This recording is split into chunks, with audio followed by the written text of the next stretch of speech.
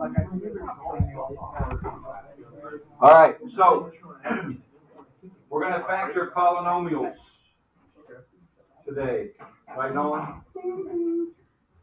Okay, so this is something that you did in Algebra 1. Just going to do a little review because we're going to be doing some factoring here when we start Chapter 3 here in a few days. So, make sure everything keeps up. So, factor polynomials of this form, you know what A, B, and C are, right? We're going to do some grouping, GCFs, difference of squares, and that kind of stuff. We'll talk about that today and tomorrow. All right, so the first thing I want you to write down is these little steps. I call these the steps for factoring. In my mind, I go in this order every factoring problem that I do.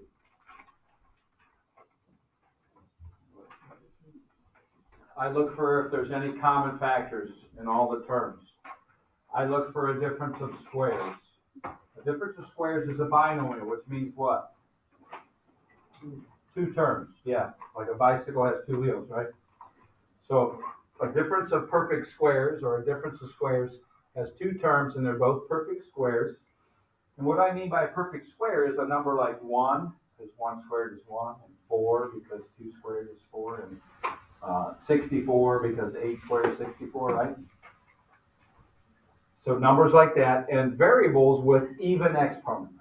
Any variable to an even exponent is a perfect square. And then it has to be a difference, meaning it has to have subtraction between them.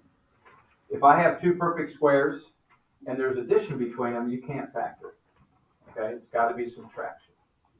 The next thing I look for is what I call a sum or difference of cubes. Okay, cubes are any variable to a multiple of 3 power, something to the third or something to the ninth or something to the 27th. Any multiple of 3 exponent with a variable is a cube. Number cubes are 1 cubed is 1, 2 cubed is 8, so 8 is a perfect cube. 3 cubed is 27, so 27 is a perfect cube. And then your calculator, you can check cube roots if you go to math. So if I go to math, if you look at number 4, that's the cube root symbol. Right? It's a square root symbol with a little 3 up there. Okay? And like 8 is a perfect cube.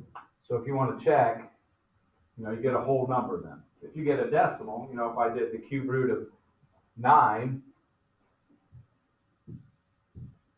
you won't get a whole number. So you'll get some decimal. So then 9 is not a perfect cube. Okay? If you need to check. All right? We won't do any of those here the next, at least today we won't. Maybe tomorrow. Number 4 I call a trinomial square. Sometimes they call them perfect square trinomials. A trinomial has 3 terms, right? Tri for 3. The first and the third term are both positive perfect squares. So they're perfect squares in the front and the back of it. And they're both positive. Okay, and then there's a certain way that we factor. And then we got what we call regular trinomials, which were basically, those are the ones we're really going to look at today. And then we got one with grouping, when we have 4 or more terms, where we'll group them in pairs, and I'll show you how to do that. So that's what I go through in my mind every factoring problem. Okay? And then if it's one of those, I know what I have to do. Okay? If it's not one of those, I go to the next one. Some kids get stuck because they're not sure where to start. Well, start right here every time. Okay?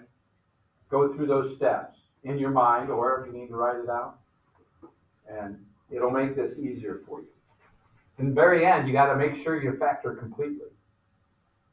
Sometimes you see that you got a difference of squares and you do it, and then you look at it again and you still have a difference of squares in one of your factors, so you have to do it again. It's like a factor tree. You guys know factor trees, right? All right, so that's what I go by every time I do a factoring problem.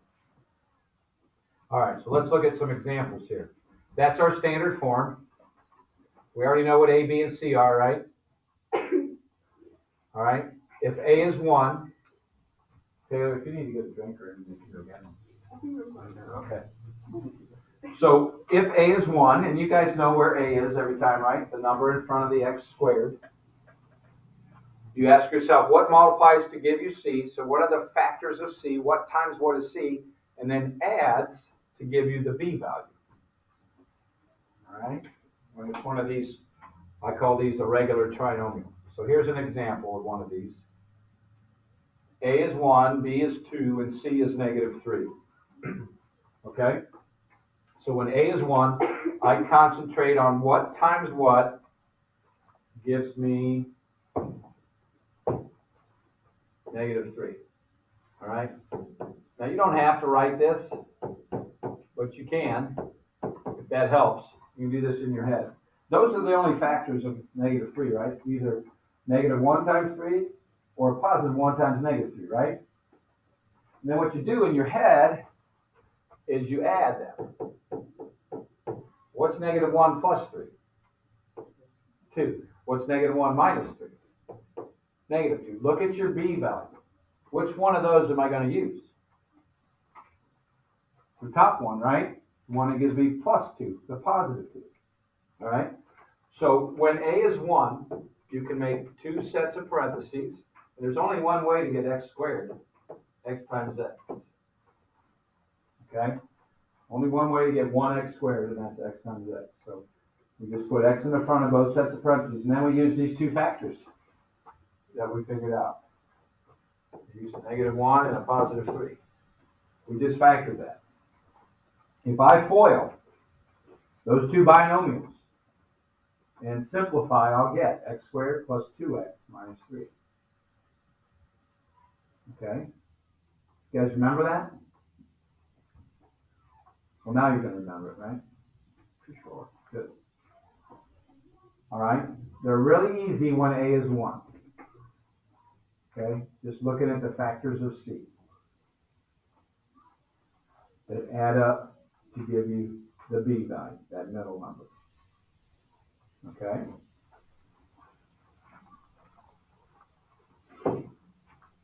All right. So, what's A in this problem? 1.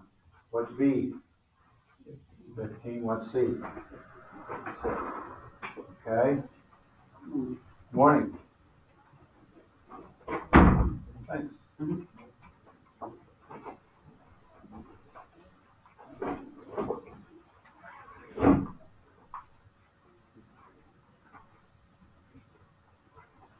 All right. So,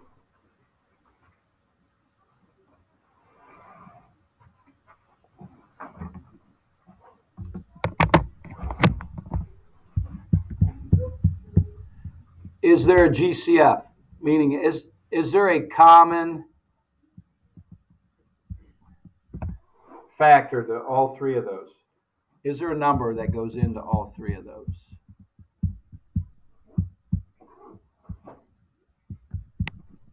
You guys think there is?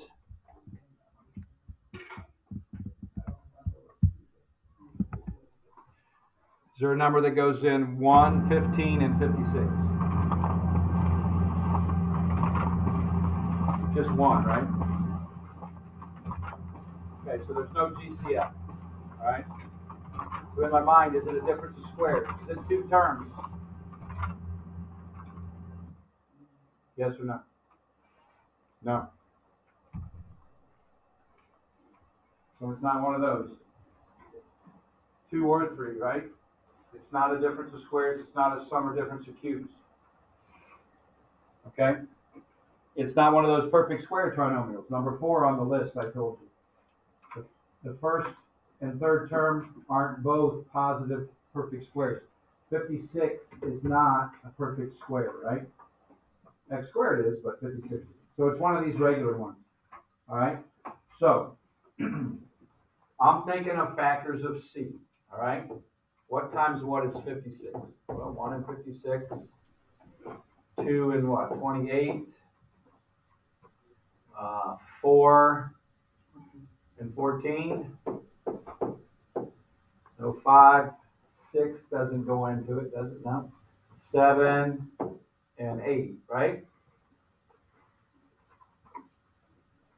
So any of those when I add, you know, and again, you don't have to do this. You can do this in your head, but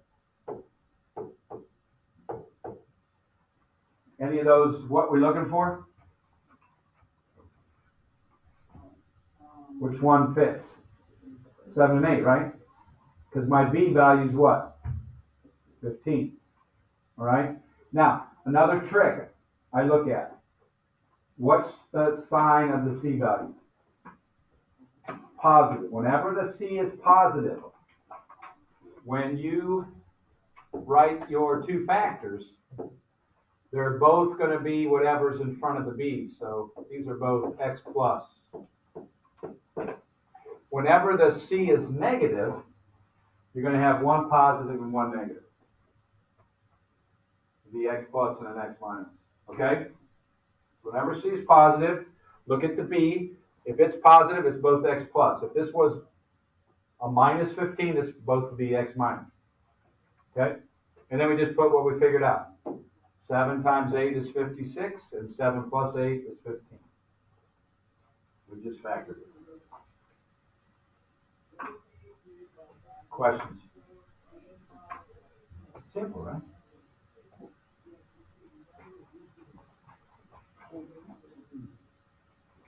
You guys try that one. I'll give you a couple minutes. Once you get it, call me over and I'll check it real quick for you.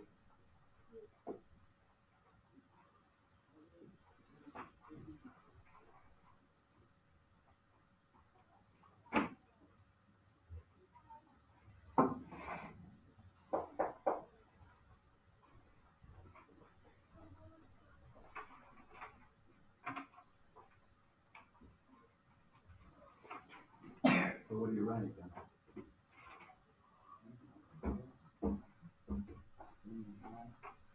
Yeah.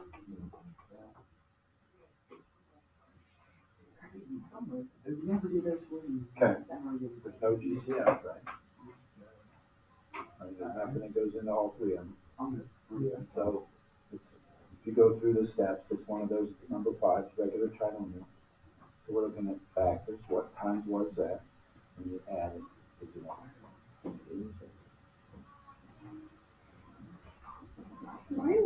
I'm watching you. You're doing good. What's this one? Okay, so what do you want? You want no. You want positive.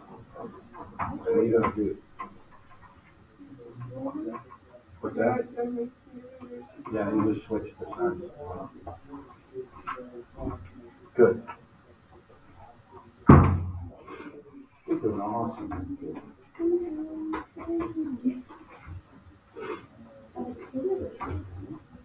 Once you get it, you're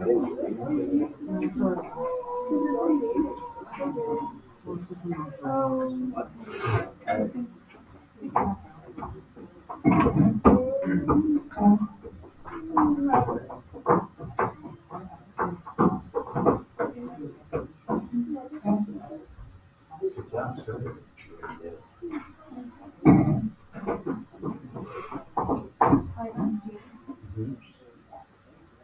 What times what? And it's negative 12. So write down stuff that gives you negative 12. And break them up.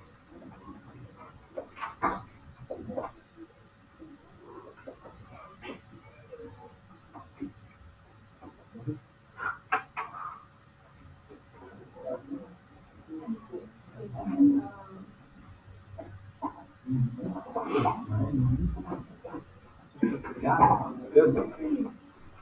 All right, you guys are doing well. So, Brock, what'd you get? Good. That is correct. Does it matter which order I put those? Or could I put X plus 6 first and then X minus 2? Yeah, that's okay. But it does have to be the positive 6 and the negative 2, right? It can't be the positive 2 and negative 6. What would that give you? Negative 4, right? So make sure it's the one that gives you the positive 4. All right? Good job. Is there a C? There is a C. How about Tristan? There's no GCF. A is 1, so we know it's X. And X, since it's a negative, I know one's addition, one's subtraction, right? It would be x plus 1 and x minus 30.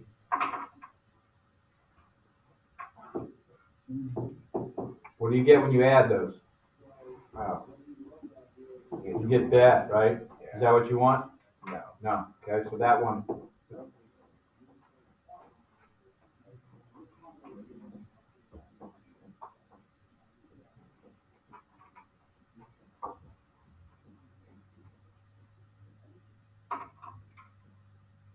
So we're looking for negative 30, right? We know 1 and negative 30 didn't work. What else could we try?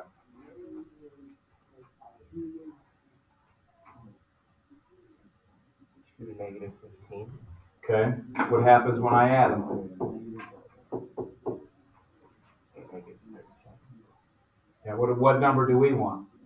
Negative 1. Negative 1. So they got to be right next to each other, right?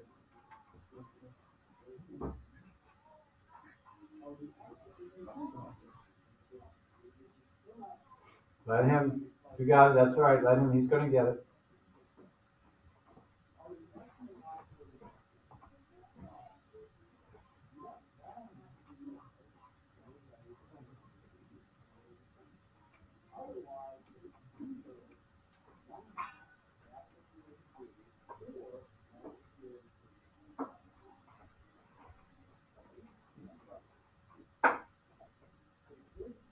Negative 6, positive 5. Good. That is correct. Any questions? We good so far? Simple, right? They're much easier when A is 1. Because then all we worry about is C, right? Factors of the C. All right? When A is not 1, what's A this time? 6. All right? So here's what I do. Take your A and multiply it by your C.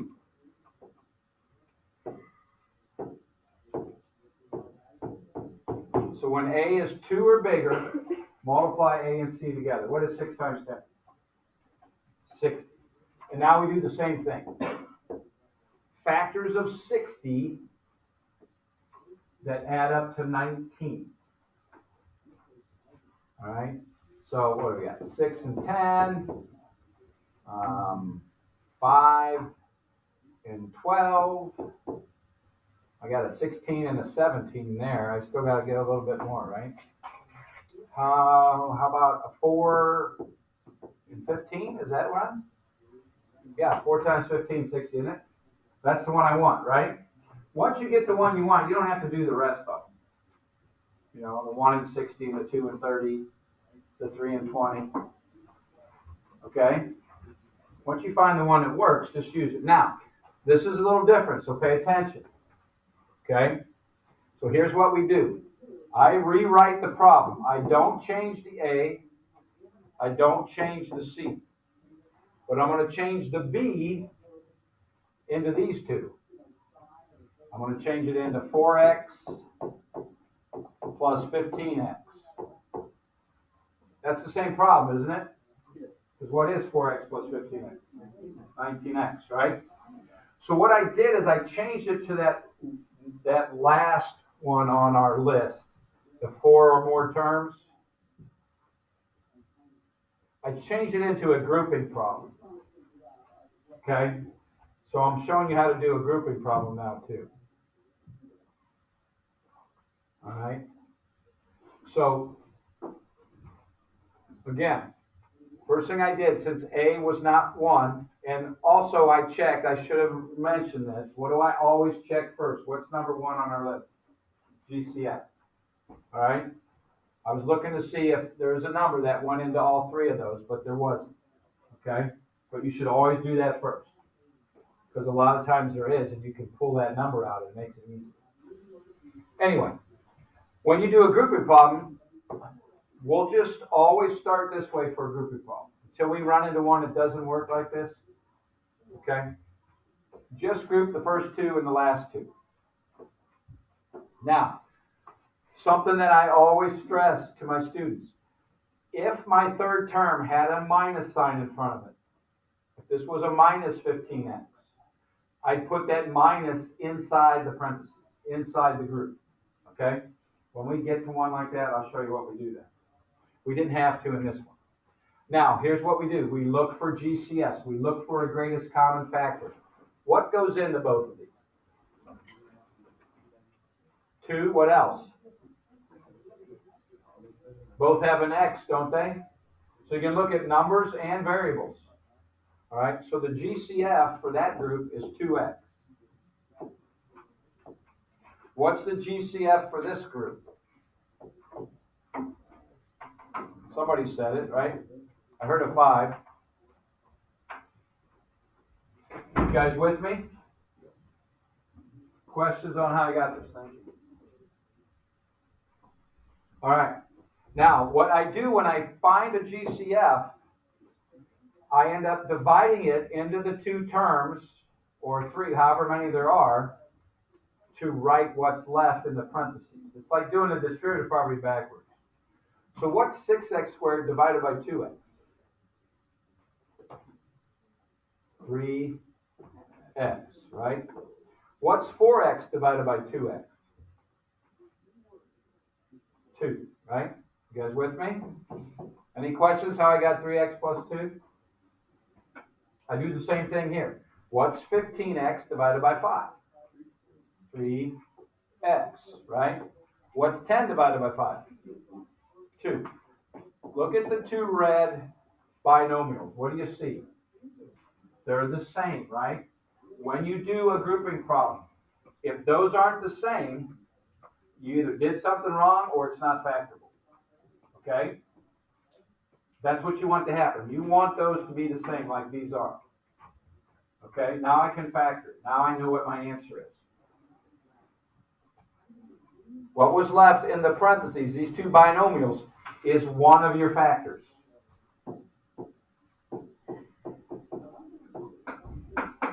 The GCFs you pulled out, when you put those together, that's your other factor.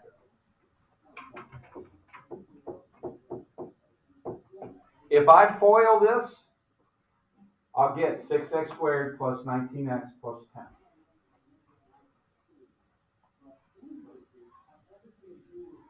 Okay? There's no guessing and checking this way. You might have learned in Algebra 1, guess and check. Figure out factors of 6x squared and factors of 10 and put them in the right combination until you get the 19 in the middle. Sometimes you hit it right away, sometimes it takes a while. Okay? This way, there's no guessing and checking. It'll work. Questions? So this is how we do it when A is not 1. We take the A value times the C value and then do what we were doing. Factors of that answer, added or subtracted, whatever it is, to give you that 19, that middle, that B value. Okay? I think that's the only example of those on here. Yeah. We good so far? All right. So, what am I going to do? Is there a GCF in all 3 of these? Is there something that goes into all 3? No. Okay? So, if we look for the other things, it's not. It's one of those regular trinomials. So, I got to do 3 times 2, which is 6, right? What factors of 6 add up to 7? 1 and 6, right? You guys with me? So I rewrite it. Remember, the first one, the 3x squared, stays the same. I turn 7x into 1x plus 6x, and then the 2 stays the same. So I just split the 7x up into that 1x and 6x. And now I group it, right? First two and last two. No minus signs, so I don't have to worry about that. Okay, what's the GCF of the first group? What goes into both of them? 1x, right? All right, what's 3x squared divided by 1x?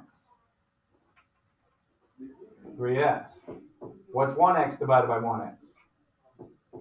1, right? What's the GCF of those two? 2. What's 6x divided by 2? 3x. What's 2 divided by 2? Is it working out for us? Yes. Yeah, it is. Landry, what's my answer now?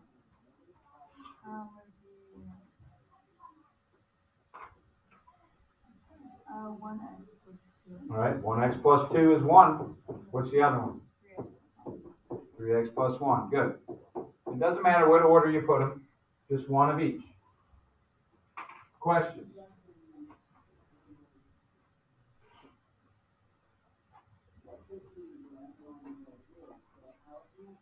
Making sense?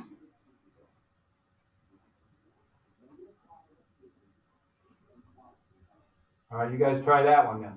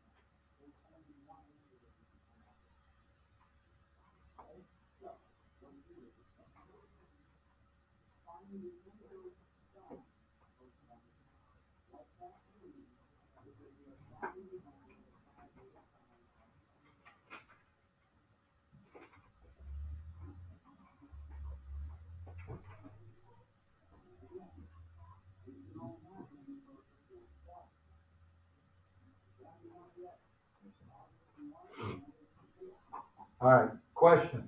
What'd you guys use for the middle? What two numbers did you use for 16? Yeah, -1 and -15, right? I wanted you just to get this far. I want to show you something here. Any questions on how we got that far? Is everybody with me? 3 times 5 was the 15. And since whenever the C is positive, they're both whatever the B is. So they're both going to be negative. So you should be looking for negative times a negative for your 15. Like -3 times -5. Or -1 and -15, right? Those are the only 4 you got, or the 2 pairs you got, right? Now, you have to do what? We turned it into what type of problem? What do we call it? Grouping, right? Group first two, last two, right? Now, this third one had a minus in there. What did I tell you a few minutes ago? Put it inside the group, right? So when it was a plus, we didn't worry about that. But when it's a minus, we put it in the group. And then all I do is make a little plus sign in between. Okay? What's the GCF of the first group?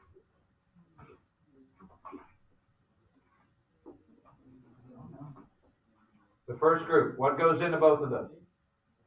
What number? 1. What variable?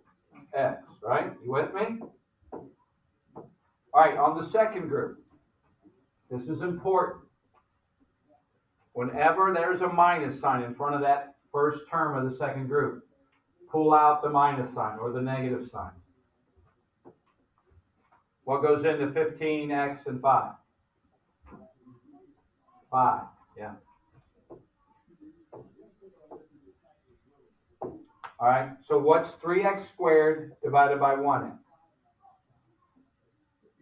3x. What's negative 1x divided by positive 1x? Negative 1. What's negative 15x divided by negative 5? Positive 3x, right? What's a positive 5 divided by negative 5? Negative 1.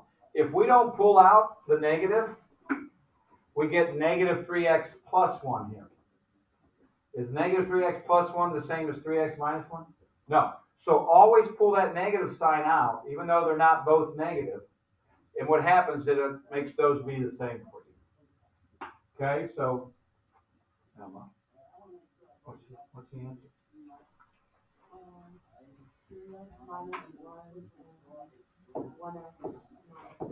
Good.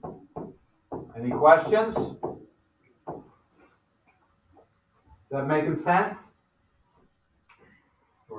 I got like pretty much the same answer, but instead of doing like the 1x and the 3x, I had like the 15 and the 3 next to each other, and I did. Right, you had these orders switched? Yeah, it still comes out to be the same answer, doesn't it? Yeah. So that doesn't matter. It's a good question. Sometimes you guys will put 1x and 15x. Sometimes you do 15x and 1. It'll still work out. Okay? What happens if you switched them and had the 1 over here with the 5? What number goes into 1 and 5? 1. Okay? Like some kids say, well, there's nothing common. Remember, 1's always common. So if there's nothing common, pull the number 1 out so you have a number there where the 5 is. Because it gets tricky then if you don't pull the 1 out. You're thinking, well, there's nothing that should be there. Okay, but there really is a 1 there. So if nothing's common, pull the number 1 out, because 1's common to everything, right? All right. Do we need to do another example with like that? I think we got this, don't we? Okay. So I have a little worksheet for you. I just want you to do 1 to 8 today. All right? Just the first 8. You guys have done a good job. You did good yesterday on your tests, too. For the most part. There's a few of you that struggle a little bit, but overall, you guys did a really good job. All right? So keep up the good work.